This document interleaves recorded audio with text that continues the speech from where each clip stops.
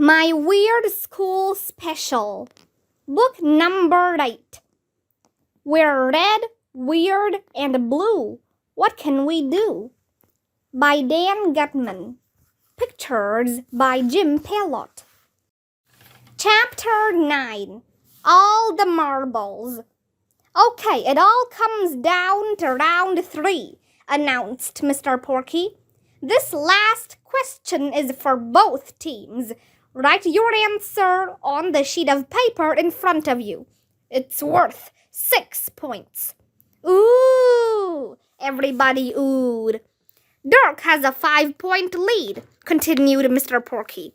So if both teams get this question right, Dirk wins. If both teams get it wrong, Dirk also wins. If Dirk gets it right and Elementary gets it wrong, Dirk still wins.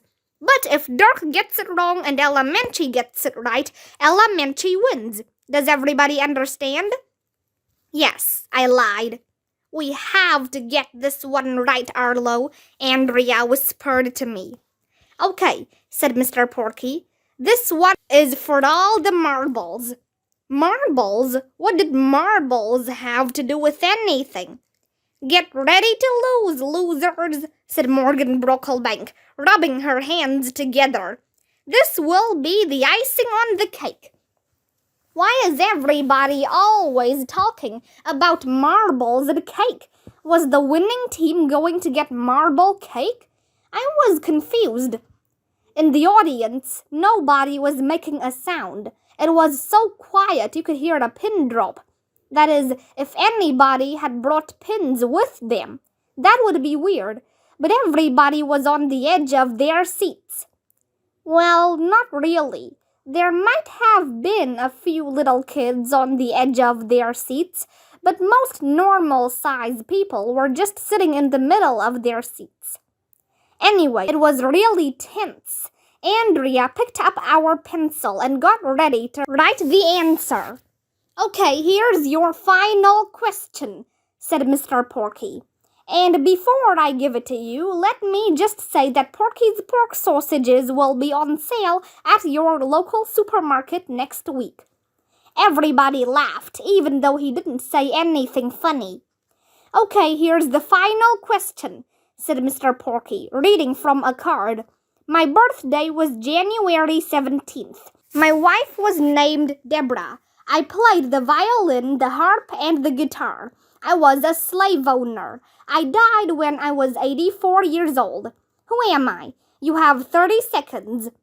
That annoying music from the TV show Jeopardy started playing. I looked at Andrea. Do you know who it is? I asked. No, she replied. Do you? No, of course you don't, Andrea said. You didn't know any of the answers. I looked over at the Dirk Dorks. They were whispering to each other. 20 seconds left, said Mr. Porky. You're the smart one, I whispered to Andrea. You memorized the encyclopedia. You keep a dictionary on your desk at school. Your parents got a tutor to teach you all about the presidents. How can you not know the answer? I just don't, okay? Andrea whispered back angrily. You're part of this team too, you know. You were supposed to help, Arlo. Maybe if you weren't making paper airplanes and goofing off all week, you would know the answer. 15 seconds left, said Mr. Porky. The dumb Jeopardy song was still playing. Why are we wasting time arguing? I whispered to Andrea. We should be trying to come up with the answer. I saw Morgan Brocklebank write something on her paper. She and Tommy probably knew the answer. They were going to win. We had nothing. 10 seconds left, said Mr. Porky. Any ideas? I whispered to Andrea. No, she replied angrily. Just write down any president, Arlo. I don't care anymore. We lost. It's over. Thanks for nothing. Andrea looked like she was going to cry. I had never seen her like that. She always wins at everything. 5 seconds left, said Mr. Porky. I didn't know what to say. I didn't know what to do. I had to think fast. I was concentrating so hard that my brain hurt. That's when I got the greatest idea in the history of the world. But I'm not going to tell you what it was. Okay, I'll tell you. But you have to read the next chapter. Chapter 10. The Big Surprise Ending. I grabbed the pencil out of Andrea's hand and quickly wrote my answer on the paper. That dumb Jeopardy song ended. Okay, pencils down, said Mr. Porky. Dirk, you go first. I'll repeat the question. My birthday was January 17th. My wife was named Deborah. I played the violin, the harp, and the guitar. I was a slave owner. I died when I was 84 years old. Who am I? Morgan Brocklebank held up her piece of paper. It said Andrew Johnson on it. No, sorry, said Mr. Porky. That is incorrect. Oh, groaned the dark half of the audience. Morgan pounded the table with her fist. Dirk still wins if the elementary team gets it wrong, said Mr. Porky. Elementary, what is your answer? Everybody in the audience was glued to their seats. Well, not really. That would be weird. Why would anybody glue themselves to a seat? How would they get the glue off their pants? But everyone was looking at me. I held up my piece of paper. It said Benjamin Franklin on it. Benjamin Franklin wasn't a president, dumbhead, Andrea yelled at me. She was furious. I can't believe it. How could you make that same mistake again? Benjamin Franklin is correct, shouted Mr. Porky. It was a trick question.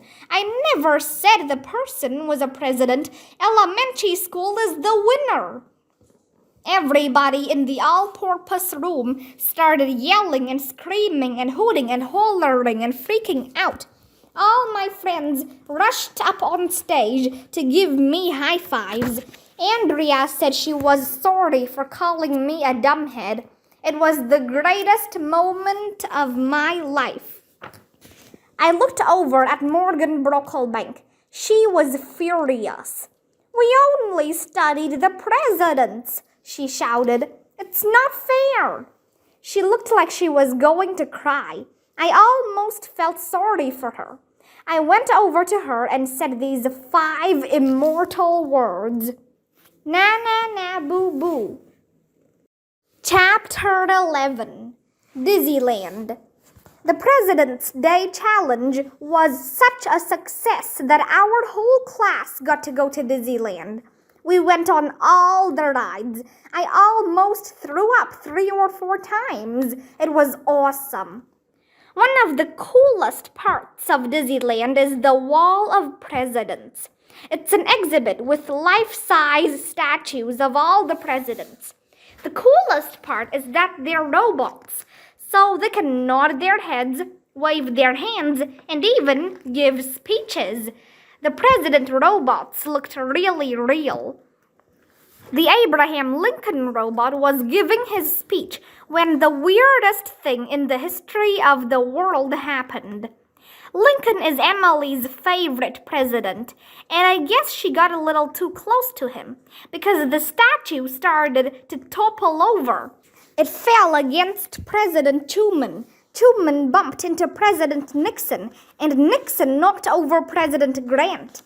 The next thing we knew, the rest of the presidents were going down like dominoes. We got to see it live and in person. You should have been there. Watch out, shouted Alexia. Help, the presidents are attacking, shouted Ryan. Run for your lives, shouted Neil. In the end, the president robot statues were all over the floor and we had to crawl out from under them. That was weird. Well, that's pretty much what happened. Maybe Millard Fillmore will flush his toilet. Maybe grown-ups will stop saying blah blah blah blah all the time. Maybe President Bush will stop throwing up on people. Maybe Porky's pork sausages will get a new jingle. Maybe President Obama will go back to scooping ice cream at Baskin-Robbins. Maybe President Taft will go on Weight Watchers. Maybe next year we'll figure out a way to knock February off the calendar. But it won't be easy. Oh, I almost forgot. We got another prize for winning the President's Day Challenge. Besides bragging rights, a year's supply of Porky's pork sausages, and the trip to Disneyland, there was that secret prize. But I'm not going to tell you what it was. Okay, I'll tell you. It was cake.